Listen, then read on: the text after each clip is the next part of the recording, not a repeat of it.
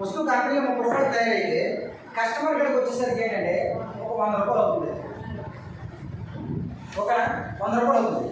ఈ మధ్యలోనే ఈయన సిఎస్ఎఫ్ ఏజెంట్ అని, హోల్సేల్ అని, రీటైల్ అని, స్టాకిస్ట్ అని, షాప్ అని ఇలా చేతులు మారుతూ వస్తుంది.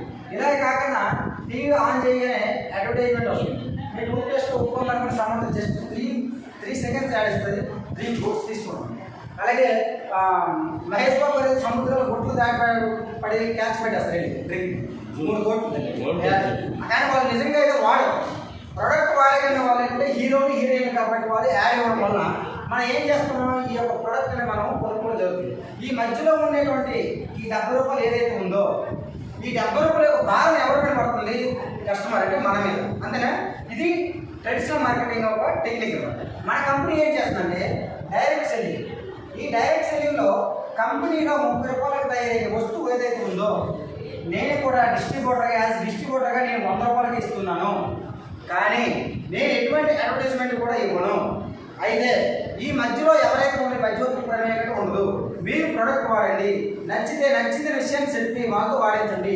ఈ మధ్యలో ఏదైతే ఉందో 70 రూపాయలు ఏదైతే ఉందో వీళ్ళెవరు నాకు వద్దు, దీన్ని మనం మీరే తీసుకోవాలని చెప్పి ఇలాగా 9 రకాల ఆదాయ రూపాయలు మనకి కంపెనీ ముందు ఇస్తుంది. తీసుకోవచ్చా తీసుకోవాలి.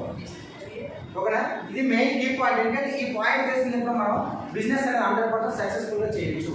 అయితే బిజినెస్ చేసిన క్రమంలో కొన్ని ఒడిదుడుకులు వస్తూ ఉంటాయి. దాన్ని ఎదుర్కొంటూ ముందుకు వెళ్ళడమే. ఎందుకంటే జీవిత కాలంలో చాలా ఒడిదుడుకులు వస్తాయి మన యొక్క ప్రయాణంలో. ఆ ప్రయాణం ఒడిదుడుకులు వచ్చేసి మనం బ్యాక్ స్టెప్ వేసుకోవాలి. అక్కడ సక్సెస్ అనేది మనదే ఆగిపోతుంది, అవతల వ్యక్తిది కాదు కదా.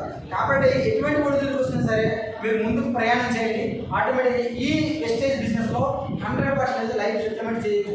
మనం ఎదగడమే కాదు, చాలా మందిని అన్ఎడ్యుకేటెడ్ పీపుల్స్ కూడా మనం ఇందులో డెవలప్ చేయడానికి ఒక అద్భుతమైనటువంటి అవకాశం. ఈ అవకాశాన్ని ప్రతి ఒక్కరు వినియోగించుకోవాలని ఆశిస్తూ నేను మీ వెస్టేజ్ star director Srinath. Thank you.